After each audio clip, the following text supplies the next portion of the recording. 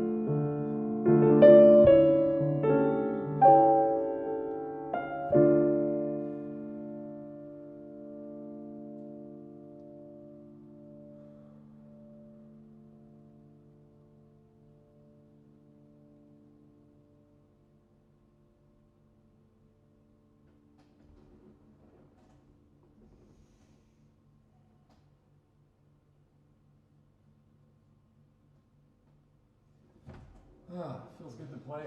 Feels good to play for you.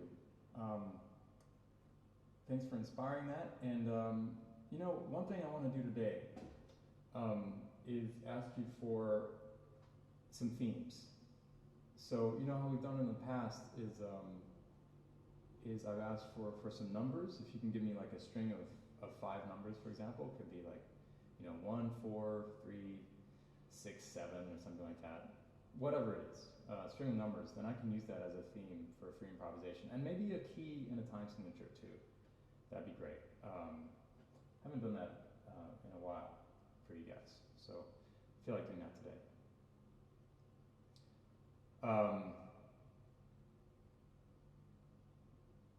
Is my audio, my speaking mic off? Oh, it is. Well, someday, I'm telling you, I will get this right. Now my speaking mic is on. Yeah, when it's off, you can hear me through the piano mics, but when it's on, you can hear me through this mic right here. So that's a lot better. Okay, so I want to jump right into some stuff we talked about last week. There were several requests last week for a tune of mine, a composition of mine, that's from my first kind of official trio record. Well, I shouldn't even say that. I'd made trio records before. It's my first trio record that was on a label, first trio record that was on Sunnyside Records from 2010. It's called 5 Petals Deep, with Tepfer on drums and Thomas Morgan on bass, 2 great musicians. And this is a composition called Repeal. Okay, before I do that though, I want to see, somebody put a longish comment here. Let's see. Jan Zamoski says, I wonder if you and Aaron Deal would do something with one of those Bach pieces that György Kurtág arranged for 4 hands. Yeah, those are really, really great. I love that. György Kurtág arranged a number of pieces that Bach had written for organ for piano 4 hands, and he actually played, he's performed a bunch of them with his wife. They're these amazing videos. They're very elderly, of them playing them on an upright piano together. And I've heard those pieces. I've never played them myself, but that's a great idea. I'll talk to Aaron about it. I kind of doubt we'll get that together for the day after tomorrow, but that's a great idea. I really love those arrangements. One of the amazing things that Kurtág does in at least one of those arrangements of Bach is that to mimic one of the organ stops. Okay, so an organ stop is a lever you can pull in and out of the front of the organ that turns on different pipes. And one of the things you can do with an organ is basically control the spectrum of harmonics from a single note. You know, so if I play a D, for example, there are all these harmonics that come out of it automatically.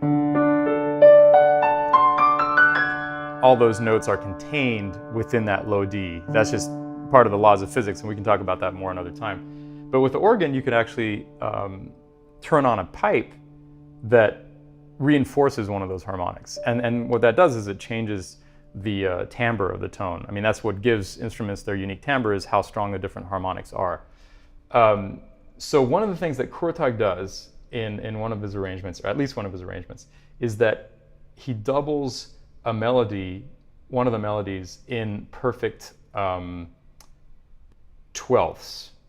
Okay, and what that does, say I have this D, the 12th is this. Okay, so it's an octave and a perfect 5th above, and that's actually part of the natural harmonics of that D. So this A is contained in the D already, but he reinforces it. And what that does is it gives the sound this incredibly unique feeling. So like, say if I play a melody, it might be.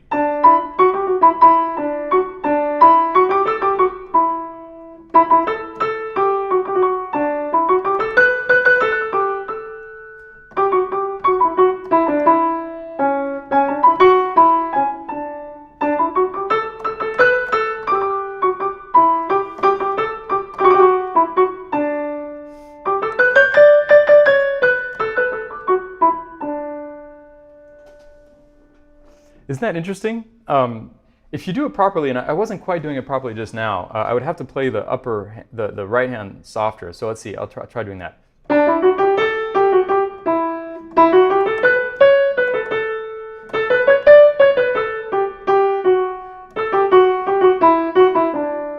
Okay, do you hear that? I was playing the right hand a lot softer and the left hand louder, and what that does is it just gives the timbre of the note a really different feeling. If I just play the left hand alone, that's really different from.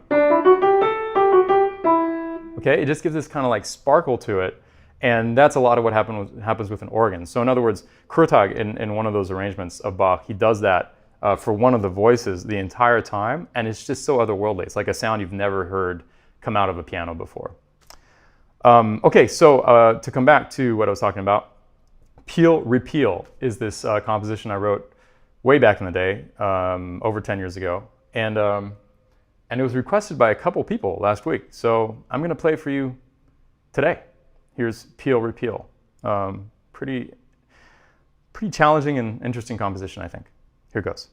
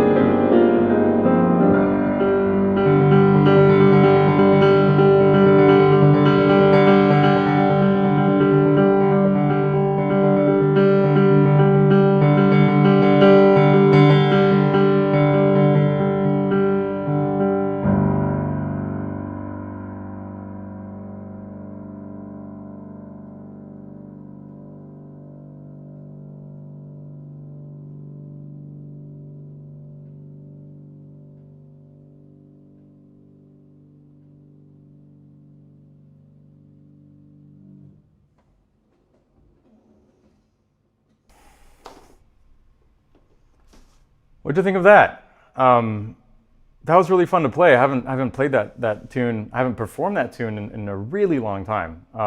Probably 8 or 9 years or something. And that's a fun one, I think. You know, it's kind of, it uses this this like constant motion kind of rock groove. You know, this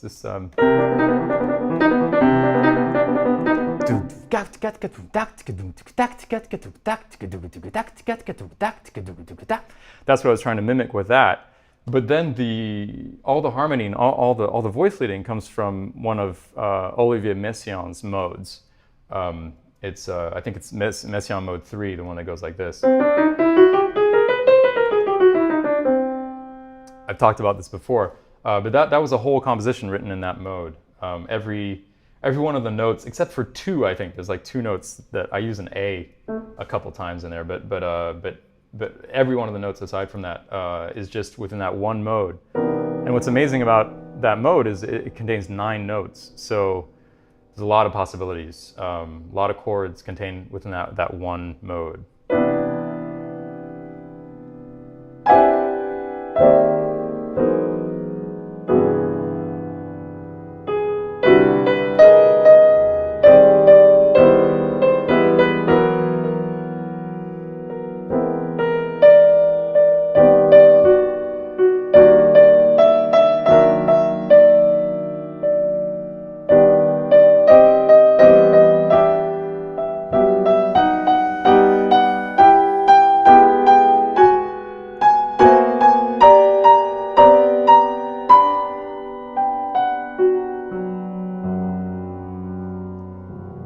And I should say that in that composition, in Peel Repeal, I don't even change the keys of the mode. It's all just in C 9-note symmetric. Whereas in some other compositions of mine that use that mode, I actually modulate the mode. So you might go from, you know, this kind of sound where you're in C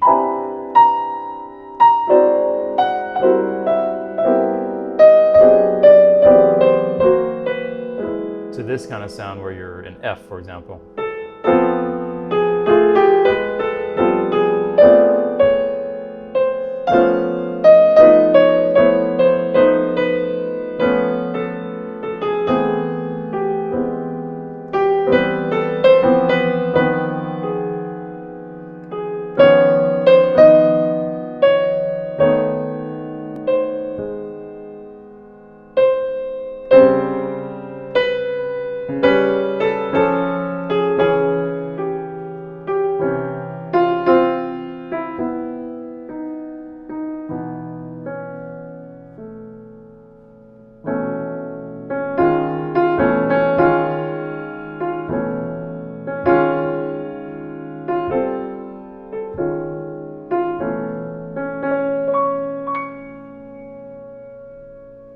And it's amazing to me how a modulation like that, even in such a dense mode, really creates a total change of color. We really feel that we're in a different place there when we go to one of the other transpositions of that mode.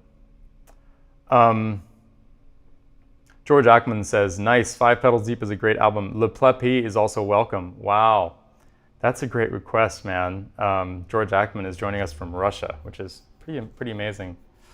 Le Preppy is one of my favorite songs by the great Belgian singer-songwriter Jacques Brel. I wonder if I can remember that. Yeah, I probably can. Maybe I'll play that for you. Huh. In the meantime, Mirilia Viteto Reese says, tell us about the title. I guess you're asking about the title Peel Repeal. It's not very profound. There's something about this sound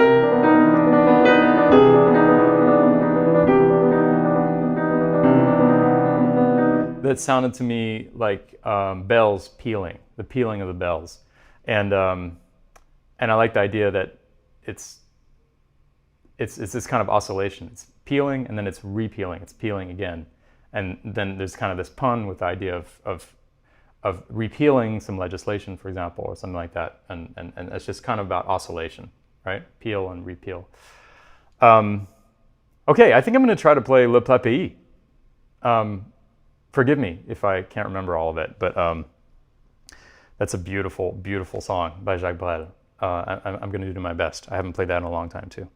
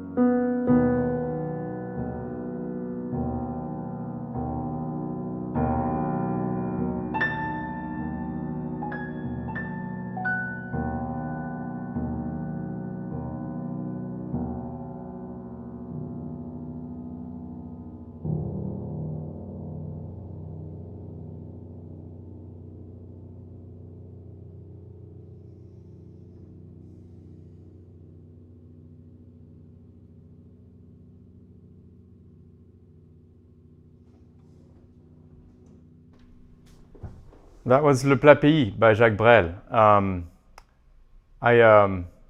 Melody takes some different turns there that I'm not sure I got exactly right, but I think I got them right at least a few times there. It's a really, really beautiful song, and the lyrics are just beautiful. It's an ode to his country. It's an ode to Belgium, to the flatness of the country, to the depressing clouds that hang above it. It's an ode to the history of the country, the dark history of the country. It's just kind of an acknowledgement of homeland in all its complexities, and also just the music and the words has this very like the sound of the words actually conveys the mood of the piece just as much as the sound of the music. There's something about the way the consonants and the vowels work together. Jacques Brel was a master songwriter, able to convey a mood like almost no one else. Nora Murray Kavanagh, who's joining us from Ireland, says, "So elegant. Yes, can feel the flatness and the dark." Good. Glad you could feel that. Okay. Let's see. There's a couple things I wanted to do for you today. One of the things I'm most excited about is something I've been working on all week. It's remember last week I showed you my tree fractal, and I showed you how I could make music from it. And I said that one of my long-standing projects has been to turn it into 3 dimensions, okay? Because it's flat. Let me show it to you the way it was. Okay, let's see if this is going to work.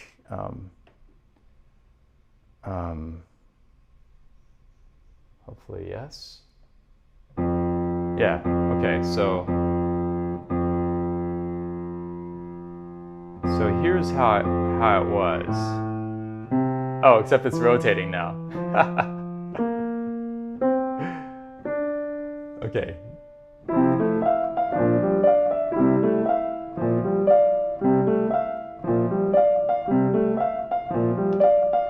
Okay, so here's how the tree was, except it wasn't rotating last week. But you can see it's flat, right? And I added some lines. I made the lines glow so we could really see the hierarchy of the tree. Anyway, you can see it's flat. And I wanted to turn it to 3 dimensions. And the way... Here, I'm going to stop the piano here and make it just really, really quiet. Okay, so the way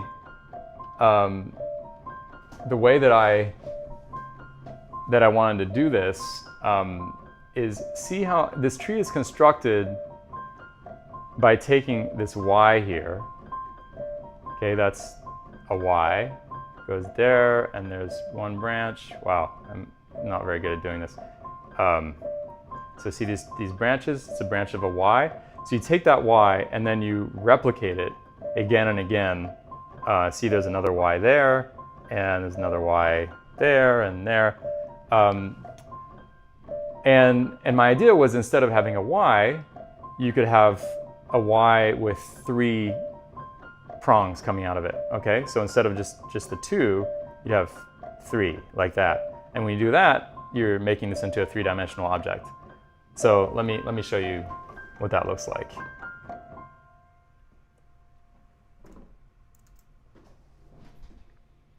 Okay, here we go. You ready for this? I'm pretty excited about this, I have to say. Here we go.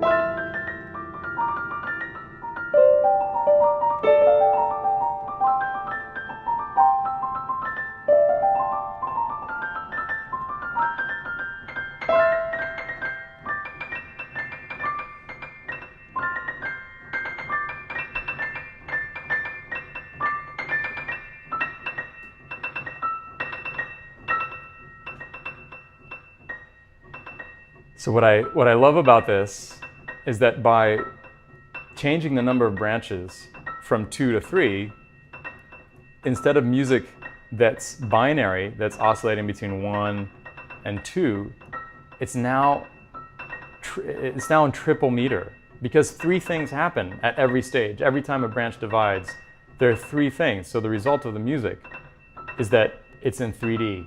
I mean, it's in 3D, but it's also in 3. Check it out. Let me see if I can make this clear to you. Okay, I'll make it a little louder. So it's like 1, 2, 3, 1, 2, 3, 1, 2, 3, 1, 2, 3. Do la da dum da di di dum. Bo dim da yum ba bi yum dum ba yo do de. Bum ba yum ba di la dum. Ba la di la di la di da.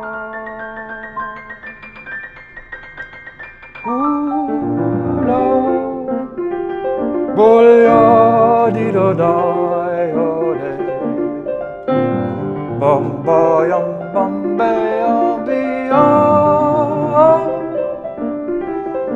Ooh yum ba yum ba ya do de. Bo da la yum da ya yum ba ya da di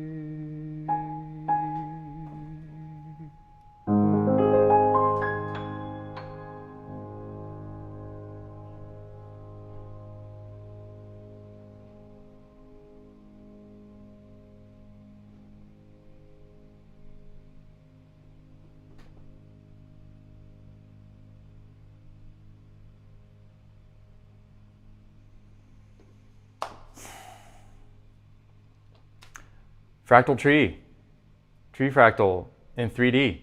Something I've been wanting to do for years and years, because I first made a 3D version of that tree without it making music, probably, I don't know, 8 years ago or something like that. It seemed very obvious that you could, instead of 2 branches, you could do 3 or 4 or 5. Yeah, thanks to you guys for inspiring me to make music with it. Yeah, I see somebody's asking how the piano is playing itself. Yeah, this is a Yamaha Disklavier. It's an acoustic piano that's able to play all by itself, and it's a pretty awesome instrument, because what it enables me to do is make music with my computer and make it express itself in this completely organic acoustic way, and that's pretty special. Okay, there's something else that I wanted to do from last week, and it's I got a request last week to play I'm Old Fashioned. Great request, because it's just a really beautiful song. Oh, thanks to Nora Murray Kavanaugh for sharing a link about my work with the Yamaha Disklavier. Yeah, so I wanted to do something completely non-technological. What I did this week is I learned the lyrics to I'm Old Fashioned, and I just wanted to sing it to you because the lyrics are just so lovely. So here we go. This is I'm Old Fashioned, just for you.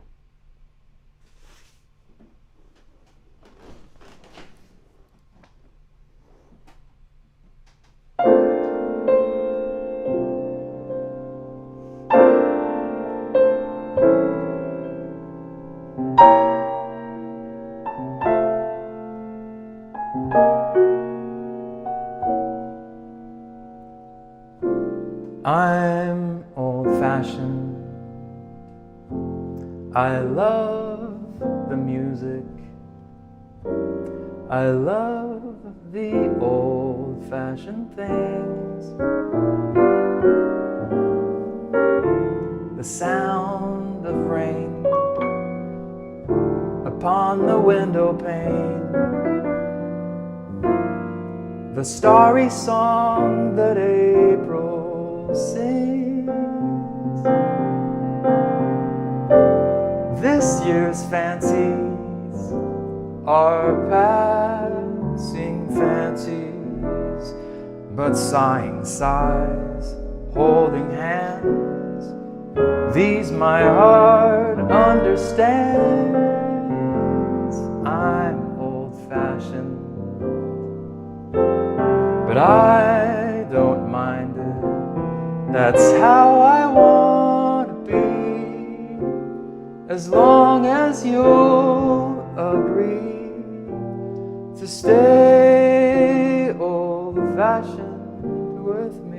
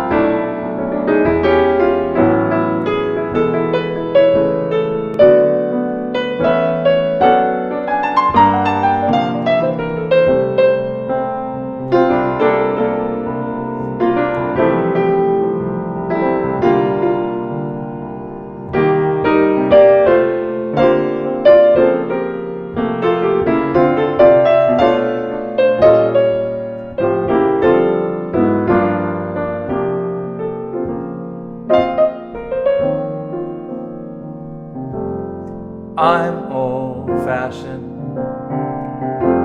I love the music. I love the old-fashioned things. The sound of rain upon the window pane. The starry song that April sings.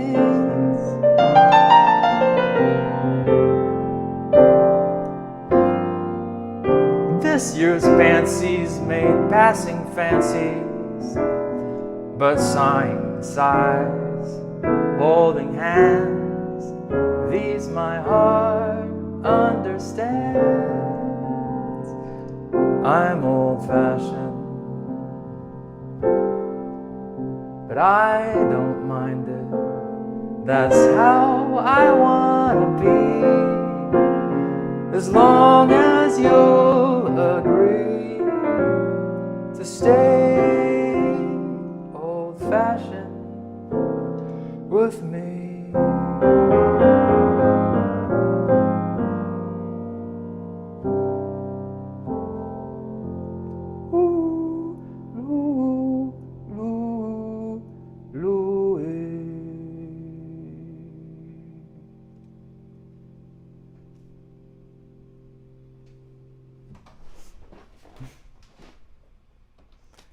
I'm old-fashioned with the lyrics.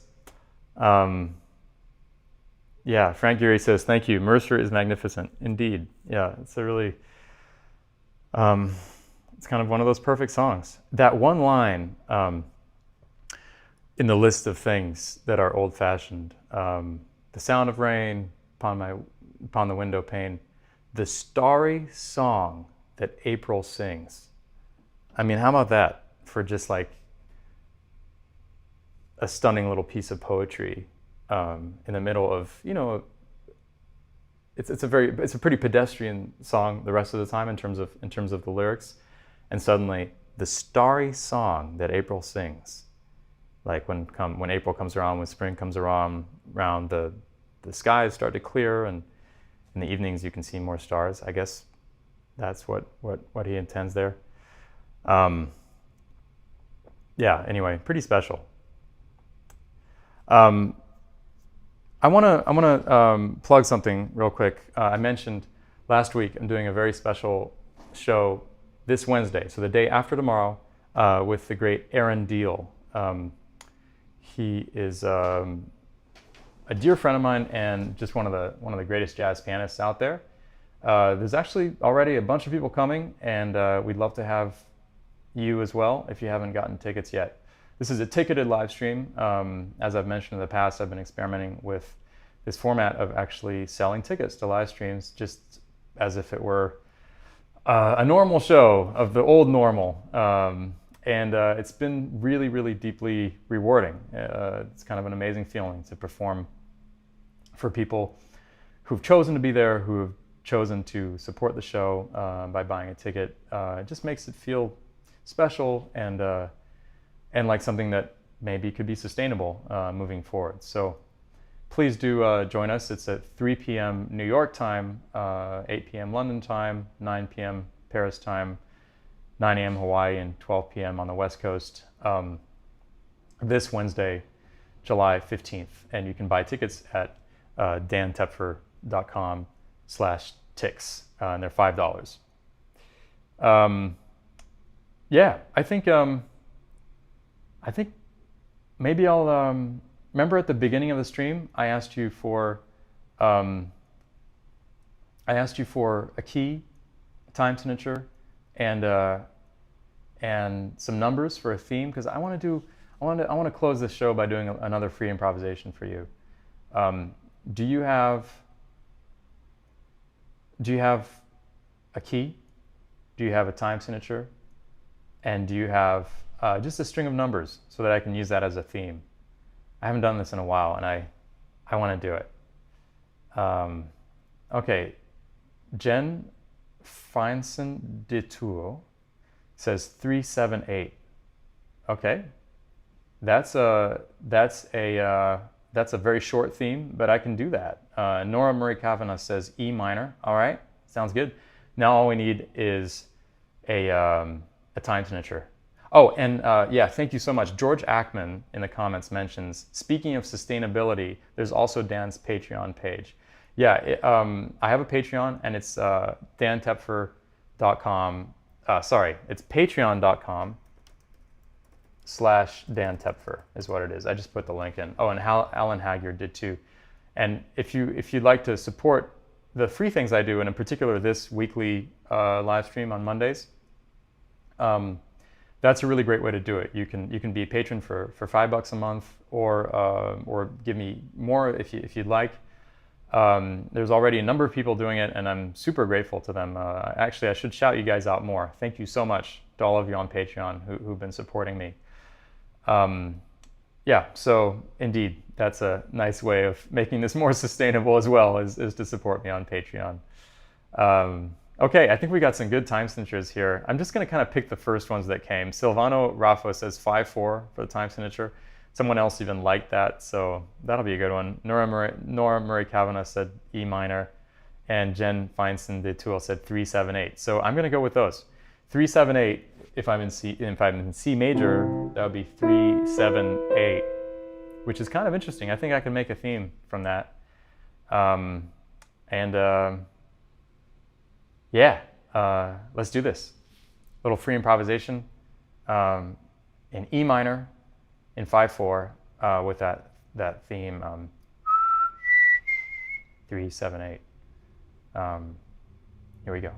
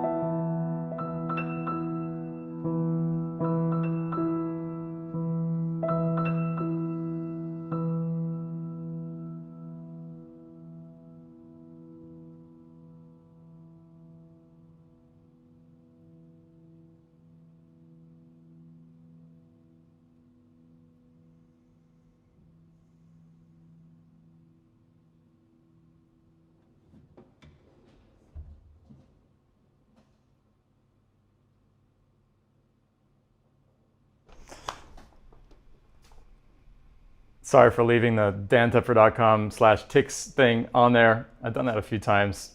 Try to remember to take it off next time. I hope you enjoyed that. I really love this idea of just taking raw ingredients and just freely improvising with them. It's just something that really works with my mind. I just feel like I immediately get into the music. And it's interesting, as much as I enjoy playing compositions, they start to feel kind of constrained in comparison. Joyce Glasgow says, yearning and anthemic.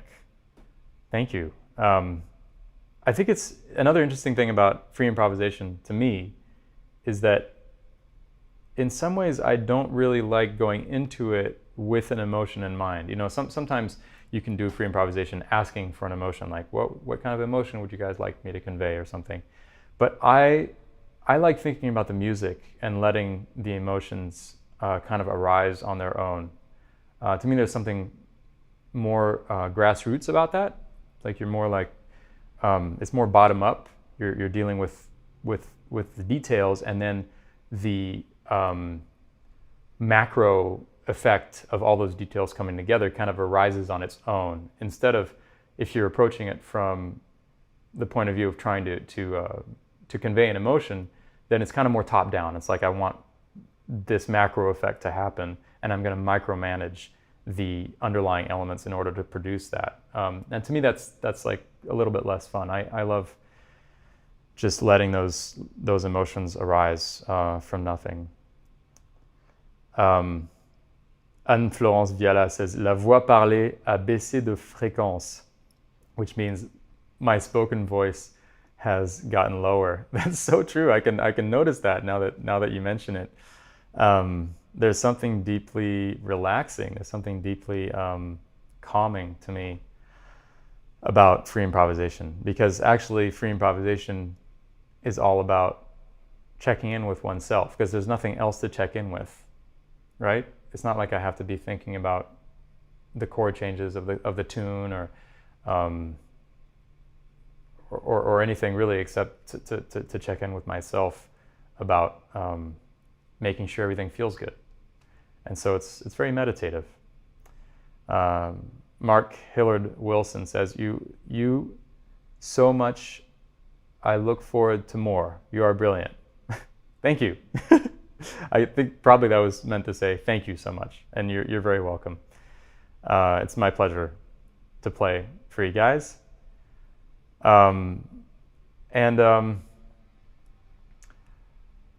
Yeah, one more time, I'm just gonna plug this. I hope some of you can join us, can join Aaron Deal and me on July 15th at 3 p.m. New York time. Oh, I forgot to mention earlier, if you can't make that specific time, you can, if you buy a ticket, you can watch at any time thereafter. So there's no problem if you can't make that specific time, if you can't watch it live.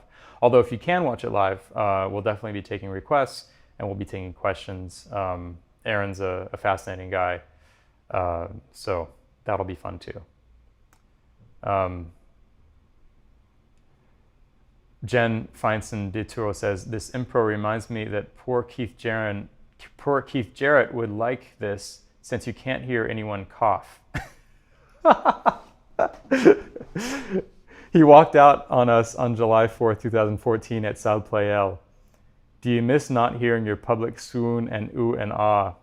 Yeah, Keith Jarrett, is obviously one of my heroes. I mean, he's one of the greatest, and actually one of the very, very, very few people to do free improvisation that is kind of compositional in real time in this way, where we're using ingredients of tonal harmony and motivic development in real time. So I deeply admire him. But yeah, he can be a toughie. I mean, I don't think it's right to punish an entire audience because one person coughed.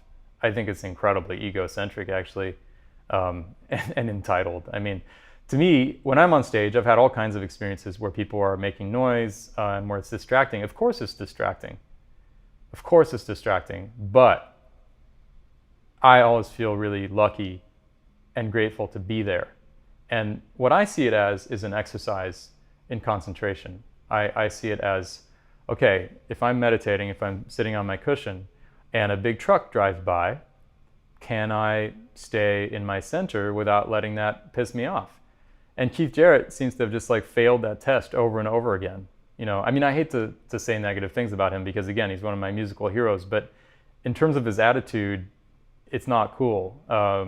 I heard him do a solo concert at Carnegie Hall, which was, you know, pretty spectacular. I mean, he can do things that no one else can.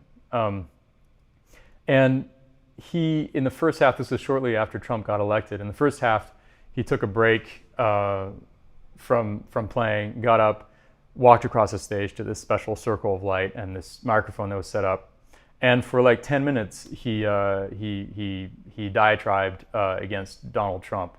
And I'm sitting there thinking, okay, that's cool. You know, I mean, it's great that he's taking a political stance on this huge stage, and, you know, good for him. And one of the things he said was, Donald Trump is a bully, okay? Which I agree with. He's totally a bully. And then in the second half of the concert, at one of the breaks between pieces, he looks out into the audience and he sees a light of a cell phone or a camera flash. It wasn't a flash, but it was like maybe one of those red focusing lights on the camera, something like that. Anyway, he sees this light go on, and he turns towards the direction that the light came from and says, I saw that. You need to leave. And you know, evidently there's some kind of like bustling noise at the back of the hall, the person like being, oh no, you know, maybe leaving or something. And then he says, no, it's okay, you can stay. And then he kind of takes a few steps and he's like, no, actually you should leave. And there was something so wrong about it because he had just denounced Donald Trump as a bully, and here he is bullying people at an event that is about music, which to me is all about bringing people together and about creating resonance between us. And it was just profoundly wrong. I'm kind of still worked up about it, thinking about it now. So yeah, you know, Keith Jarrett maybe would enjoy this format where he can't hear people coughing, but I don't think that's the solution for him. I think, you know, despite all his brilliance, I wish he could just kind of approach performing with a little more humility and gratitude. I think, you know, that's the main thing. Let's see, people are commenting about this. Bill Chapin says, well said, Dan. David Novick says, Leon Fleischer once blessed my wife when she sneezed during a master class. I mean, brilliant. It's not like you have to ignore the fact that things are happening. You know, I heard, I forget who it was, but there was a great comedian who was giving an interview, and he or she said that one of the first rules of comedy is you got to acknowledge everything. If, for example, you know, there's a piece of red tape in the middle of the stage that everybody can see, you got to talk about that at some point. And if there's, you know, somebody says something in the audience, obviously you got to address that. And it's the same in music. You know, if there's something about my posture that feels uncomfortable to me, if I'm suffering in any way, I got to address that. I got to try to fix it. And if there's something wrong about the music, if I'm overplaying, I got to be able to notice that and kind of scale it back and fix that and address it. We have to address things. Lee Konitz was the master of this. Nothing went unsaid. You know, if somebody walked out during their performance, he would make some kind of a joke about it. But it's all about how we address it, right? So Leon Fleischer was able to do it elegantly and with humor. And Keith Jarrett seems to have trouble with that, which is a shame, I think. Jen Feinstein de Toul says, no, he played a bit, stopped and yelled at us, started again with a fast-paced improv, and then berated us again. And the third time he was gone. I think he played 40 minutes total.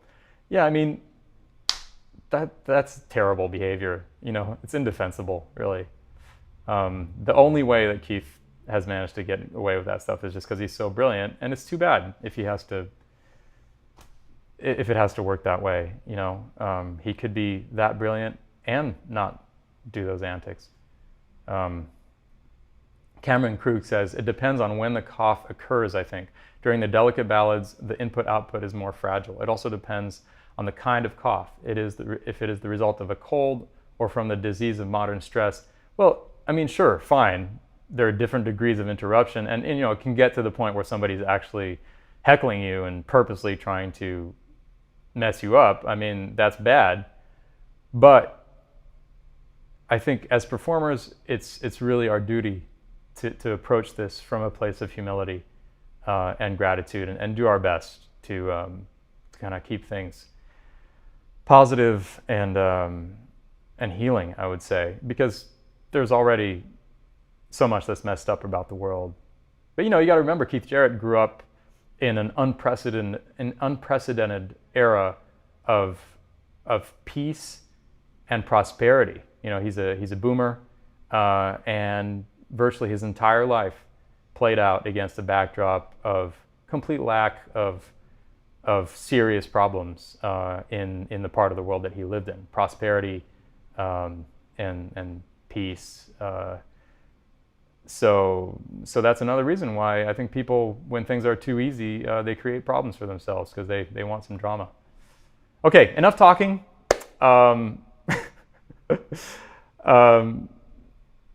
Jen Feinstein de Tour says, someone actually called him out and I don't think he appreciated it.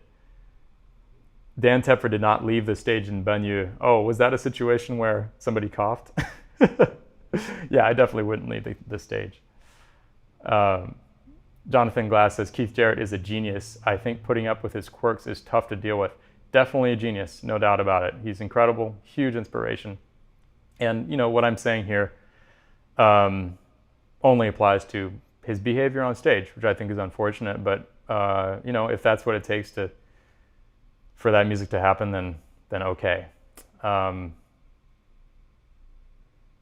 Cameron Krug says, regarding the flash photograph, I think the question is, what is the point of this pale simulacrum of an experience? Why would someone feel the need to use this silly modern toy to take a probably unfocused photo? Yeah, but that's not the point. People are imperfect.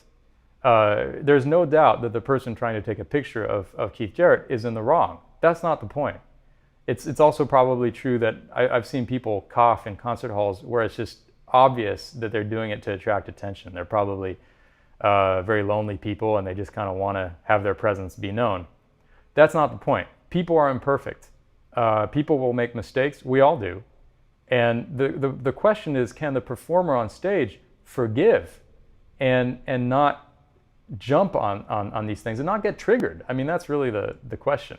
Not punish the entire audience because one person did something silly. The question is not whether the person was right to take a picture. Sure, they're wrong to take it, but that's not the point. Yeah, Gilad Hexelman says, and here we are talking about it. Good promo in some ways, I guess. Gilad, thanks for joining us. Gilad is one of the greatest guitarists out there, incredible jazz guitarist. Yeah, and you're right, Gilad.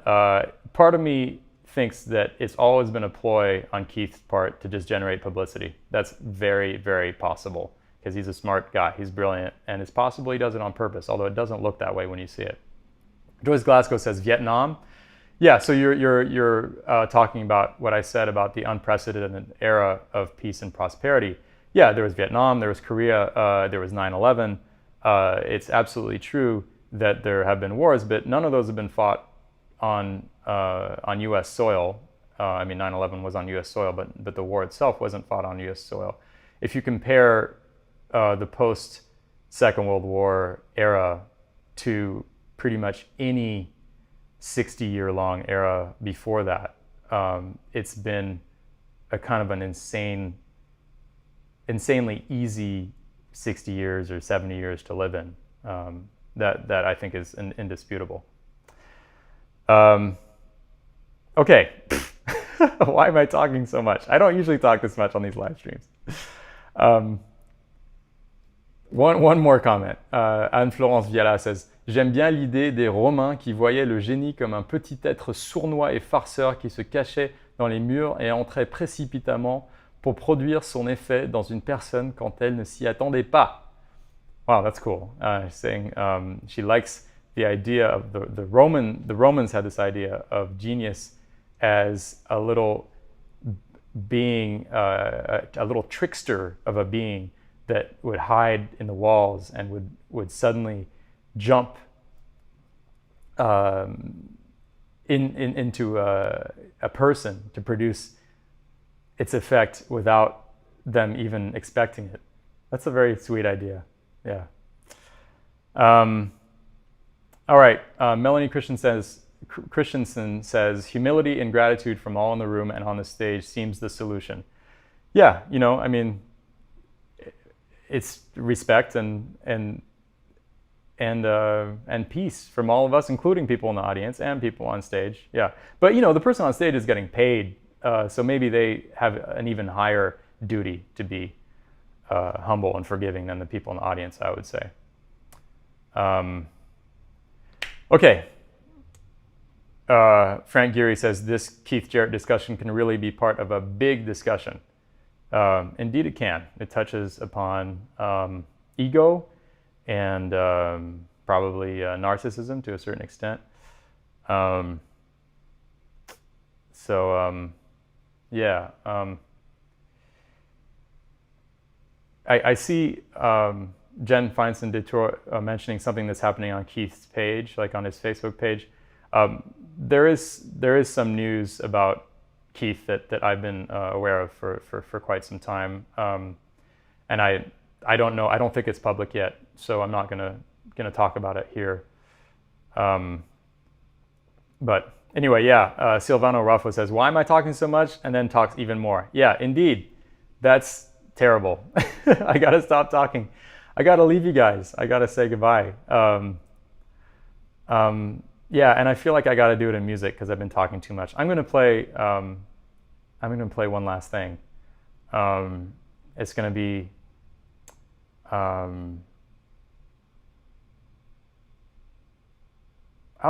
it's gonna be "Bouncing with Bud" by Bud Powell. Here we go. And I'm not gonna say goodbye afterwards. I'm just gonna disappear. Here we go.